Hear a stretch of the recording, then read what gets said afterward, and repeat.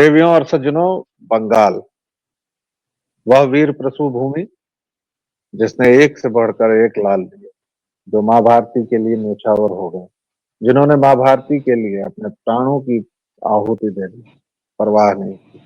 इसी बंगाल ने हमें बोस दिया, सुभाष बाबू बोस दिया। इसी बंगाल ने हमें विवेकानंद दिया, रामकृष्ण परमहंस दिया। लेकिन आज वही बंगाल हमें ममता बानो दे रहा है। यह दुखद बात है कि एक निर्वाचित मुख्यमंत्री ममता बानो एसआईआर का फॉर्म नहीं भरती। वह लगातार केंद्र के साथ टकराव के मोड में है और ये टकराव किसी उचित बात पर नहीं, ये सारे टकराव अनुचित बात पर है। आप सीबीआई को रोक देंगे, ईडी को रोकेंगे, एनआईए को रोकेंगे और आपका कहना है कि केंद्र आपको सताता है। केंद्र आपको सताता है, लेकिन आपके यहाँ जो भ्रष्टाचार की खबरें हैं या रिपोर्ट्स हैं, उसकी जांच होने देने में आपको क्या आपत्ति है? बहरहाल बातचीत को आगे बढ़ाएंगे। हमारे साथ ऋत्विक हैं, आप इनसे जानते हैं कि ये बंगाल पर बड़ी पैनी नजर रखते हैं और भी बहुत सारे विषयों पर रखते हैं, लेकिन बंगाल पर अब हम बंगाल की टटका खबर में सप्ताह में एक बार कम से कम इससे बात करेंगे। कैसे देखा जाए ऋत्विक भाई इस पूरे घटना को और ममता बनर्जी को और बंगाल के चुनाव को? हम लोग वंदे मातरम पर भी बात करेंगे, संसद भी आएंगे, लेकिन ये कैसे देखा जाए? Has she lost it completely? क्या वो अपने डेस्परेशन में सब कुछ भूल चुकी हैं? कैसे समझें इस पूरे प्रकरण को? सर्वप्रथम सभी दर्शकों को, व्यालोक भाई आपको जय सिया राम, हर हर महादेव और हृदय के अंतःकरण से वंदे मातरम।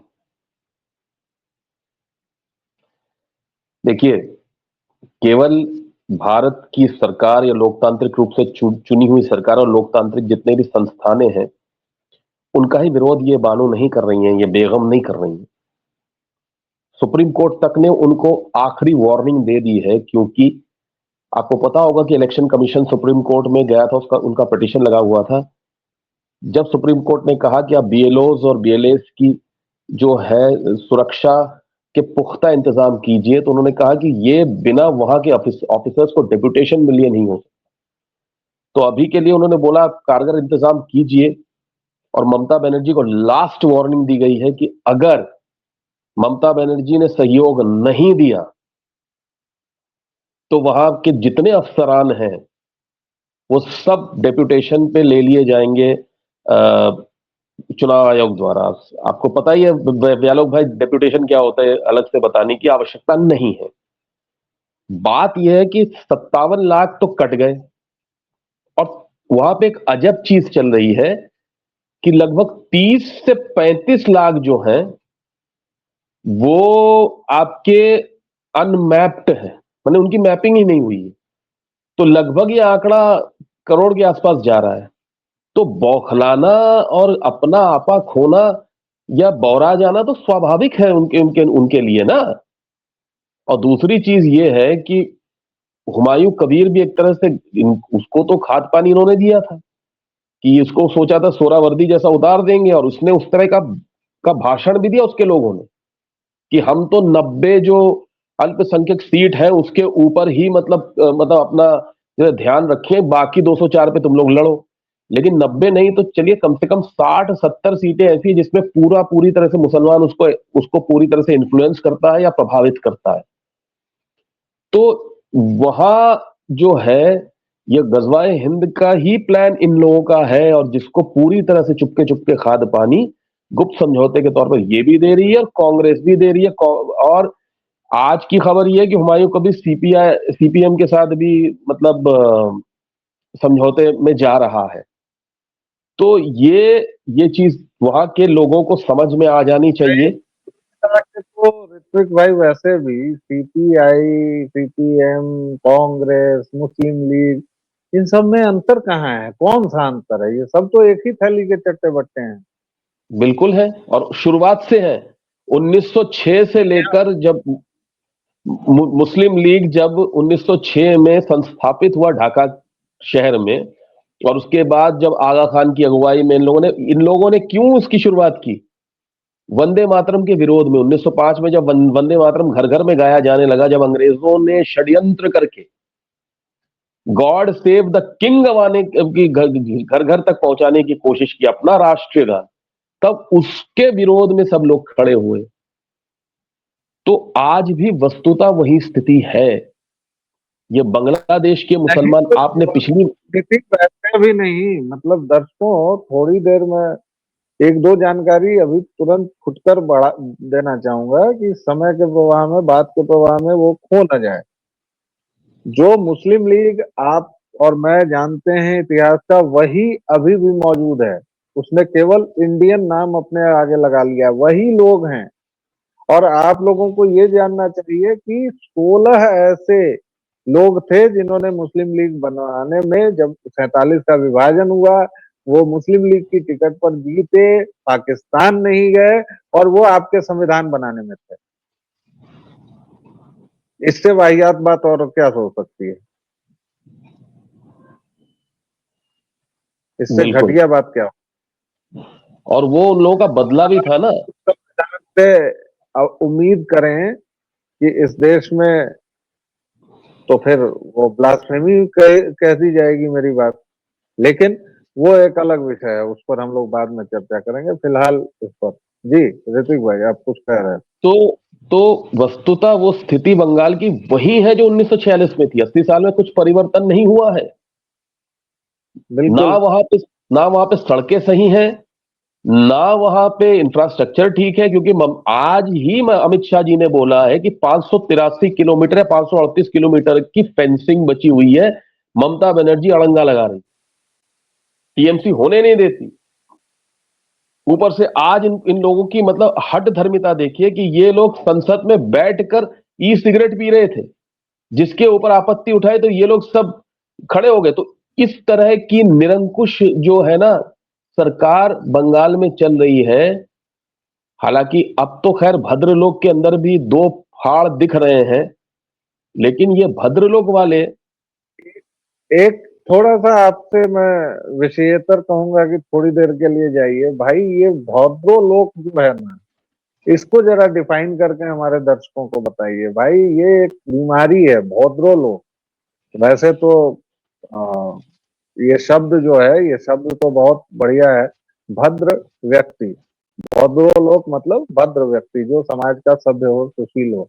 लेकिन इसको इन लोगों ने जिस तरह से मिसयूज किया, वो एक तरह से गाली बन गई है आज वो चीज। जैसे इन्होंने धर्मनिरपेक्षता को एक गाली बना दिया, जैसे इन्होंने नारीवाद को एक गाली बना दिया। आप कुछ जोड़ना चाहेंगे ऋतिक भाई इस पर, इस चीज को? देखिए, एक जमाने में थोड़ा सा पीछे जाते जी। 90 साल, जब भारत में बोलती सिनेमा का चलन शुरू हुआ, उस वक्त बंगाल में न्यू थिएटर्स नाम का एक बैनर हुआ करता था। वो तमाम सनातनी भावनाओं से ओतप्रोत फिल्में बनाता था। चाहे वो विद्यापति हो, चाहे वो आपका मुक्ति हो, चाहे वो आपका धरती माता हो, इस तरह की अंजनगढ़, उस तरह की फिल्में बनाता था। उस वक्त कानन देवी से लेकर पृथ्वीराज कपूर से लेकर सब बड़े बड़े जो मतलब केएल सहगल, पहाड़ी सान्याल, लोग सब वहां पे काम करते हैं। सही मायनों में उस वक्त भद्र का लोक जो था, कोलकाता का भद्रलोक ही था। लेकिन शनय शनय कुछ दुष्ट लोग इसमें आ गए। मैं बिल्कुल साफ बोलूंगा, भले लोग मेरा बहिष्कार कर दें। एक बहुत बड़े नायक के तौर पे, महानायक के तौर पे वो आए, बहुत अच्छे अभिनेता है, लेकिन उनको सर पे चढ़ा के बैठाया गया। वो अपनी ऑन स्क्रीन पेयर के साथ ही मतलब उनके साथ रहते थे और अपनी पत्नी के साथ नहीं रहते थे। और उस चीज को बहुत ग्लोरीफाई करके बड़ा चढ़ाकर दिखाया जाता था। मैं जब हमारा सेशन खत्म होगा नाम भी बताऊंगा। बहुत बड़े नायक, उनकी सब लोग पूजा करते हैं। वहां से जो मूल्य खराब होना शुरू हुआ हमारे देश का, जैसे कि मैं आपको बता भी रहा था, नहीं, 1960 61। आपको दर्शकों को भी बताना चाहिए। इसको छुपाने की कोई खास वजह तो मुझे नहीं दिखती, क्योंकि भाई जानना चाहिए लोगों को। जब हम गांधी के बारे में बात करते हैं या फिर हम नेहरू के बारे में बात करते हैं तो यही सोच के तो करते हैं कि वर्शिपिंग फॉल्स गॉड्स वाला जो एजेंडा है वो खत्म हो, कि ये जो खंडित नायक हैं हमारे और उनको नायक जबरदस्ती बनाया जा रहा है और असली नायकों की प्रतिष्ठा हो, ये हमारा सीधा सा गोल है जी। वो अभिनय के बहुत बड़े मतलब उनकी अभिनय क्षमता और उनकी उनके प्रतिभा पर कोई प्रश्न चिन्ह नहीं है, लेकिन उन लोगों ने अपने आप को जिस तरह से समाज के सामने प्रस्तुत किया अपने उस स्क्रीन इमेज के इतर, अब ये जो वामपंथी हैं ये लोग तो कहेंगे ही कहेंगे कि भैया आपको उनके व्यक्तिगत जीवन से क्या लेना देना है। क्या ये जो लोग हैं जो अपने आप को भद्र लोग कहते हैं, इनके इनके जो इनका जो जीवन होता है इनका तो सब कुछ खुली किताब की तरह होता है, तो वो चीज का असर समाज पे नहीं पड़ता है। मैं बात करूं उत्तम कुमार की, यस, और बिल्कुल। वो अपनी पत्नी के साथ नहीं रहते थे, ये सच है। वो किनके साथ रहते थे, अब उस चीज को वहां के जो मतलब बंगाली भाषी जो मीडिया उन्होंने बताया उनकी पत्नी बहुत अत्याचारी थी, ये थी वो थी। अरे एक इतना समृद्धशाली व्यक्ति जिसके पास उसकी उसकी इन्फ्लुएंस, उसकी पहुंच, उसकी पैठ उस वक्त के तत्कालीन मतलब सरकारों में भी थी, पॉलिटिकल पार्टियों में भी थी, उसको उसकी श्रीमती जी, उसकी पत्नी जो एक हाउसवाइफ थी, गृह लक्ष्मी थी, जो वो किस तरह से उन पर अत्याचार कर सकती थी। तो इन चीजों को बहुत बढ़िया ढंग से ग्लोरीफाई किया गया हमारे इस मतलब भद्र लोक के द्वारा। तो इनको कैसे आप भद्र लोक कहेंगे? फिर उसके बाद एक और है, आज बैठे बैठे हुए हैं सबके सब, ये एक एक्ट्रेस है, उसने शिवलिंग के ऊपर क्या चढ़ा दिया था, ये बोलने की जरूरत है क्या? वो अभी संसद में बैठती है, क्या नाम है उसका, शांतनी या क्या नाम है उसका। उसने राइट। शिवलिंग के, हाँ, शिवलिंग के साथ क्या किया था? ये भद्रलोक है आपके। उसके बाद जिस तरह की फिल्में और जिस तरह के गाने, हम भोजपुरी को मतलब अश्लील बोलते हैं, ऐसे ऐसे गाने श्लीलता के नाम पे अश्लीलता परोसते हैं। वो बोलते हैं ये सब तो चलता है भाई, बेड ये क्या कहते हैं, बेडरूम में तो सब कुछ होता है, तो फिर खोल के सब कुछ दिखा दो ना अपने घर में। तो ये सारे लोग, उसके बाद और भी लोग हैं, एक बहुत बड़े कवि हैं, लेखक हैं, वही वामपंथी। देखिए ये जो जो आप सत्तारूढ़ जो वहां पर है सरकार बंगाल में, वो कोई वामपंथियों से कम नहीं है, वो भी कम्युनिस्ट ही है। नाम उन्होंने बदल जी, लिया है, पूरा कार्डर वही है। उन्हीं बिल्कुल। के साथ जुड़े हुए एक नाम है, उनका एक्चुअल नाम है सुमन चट्टोपाध्याय। उन्होंने 1999 में अपना नाम बदल दिया और कर लिया कबीर सुमन, और बन गए मुसलमान, गोल टोपी धारण कर ली, और वही घिसा पिटा, वही सुनी सुनाई बनी बनाई बातें कि अगर शोषण, भगवान है। हाँ शोषण होता है। हाँ, कान में शीशा डाल अगर भगवान कान है। में शीशा डाल के, यही सब ना, कि जात हाँ हाँ, में शीशा नहीं डाल दिया, नहीं, पढ़ने साथ या साथ ही साथ शोषण कर साथ ही साथ दिया।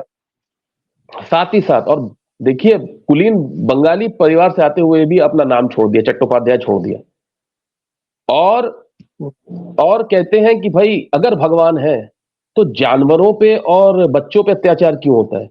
यही जब बच्चों के ऊपर, जब वो बाहर से आए हुए विदेशी और दूसरे मतलब मजहब के मानने वाले जब उन पे अत्याचार करते हैं, आजकल तो कितने मतलब निकल रहे हैं उसमें क्या कहते हैं मदरसों में से, तब उनकी बोलती बंद हो अरे जाती है। मदरसों को जाने दीजिए, ये जो मुहर्रम का जुलूस निकलता है उसमें देख लीजिएगा, कभी बच्चों को, बच्चे रहते हैं अब भाई, बिल्कुल। 7 साल 8 साल के रहते हैं, और वहाँ सरकार तक उस पर रोक नहीं लगाती है, कुछ नहीं करती है। दूसरी चीज यह है कि इनके जानवर के अत्याचार में सिर्फ कुत्ते आते हैं। बड़े चाव से ये लोग गौ माता का भक्षण करते हैं, और इनसे पूछा जाए तो कहेंगे कि अरे वो अलग चीज है। तो किस बात का शोषण भैया, किस बात का शोषण? तो ये भद्र लोग हैं, जरा ये अभद्र हैं। आपको अब जरा हम आपको वर्तमान बंगाल में ले आएंगे, क्योंकि हमारा समय अब इतना हो चुका है कि अब हम कंक्लूजन की ओर बढ़ेंगे। ममता बानो ने एसआईआर नहीं करवाया, हालांकि उन्होंने वक़्फ़ को भी लेके कहा था कि गोली चला देंगे, ये कर देंगे, लेकिन 8 महीने बाद जब कानून की सीमा आई, किया। एसआईआर में भी कहा कि नहीं देंगे, फिर वही ये हुआ, फिर कोर्ट ने शायद अंतिम बार कह भी दिया है कि भैया आपने जो बताया, शायद क्या कोर्ट ने ये कह दिया है। अब आपको क्या लगता है डेस्परेशन ममता बानो को कहाँ तक ले जाएगा, कहाँ तक देख रहे हैं आगे देखिए, ममता पतन कहाँ तक हो सकता है? ये लोग जो हैं, अब ममता, ये जो बेगम है, ये अब सुप्रीम कोर्ट की भी अवहेलना करेंगी। तो अल्टीमेटली क्या होगा कि फिर वहां पर सेंट्रल फोर्सेस की तादाद बढ़ाई जाएगी और डेप्यूटेशन पे ले लिया जाएगा ऑफिसर्स को चुनाव आयोग के द्वारा, सुप्रीम कोर्ट के कहने पर ही।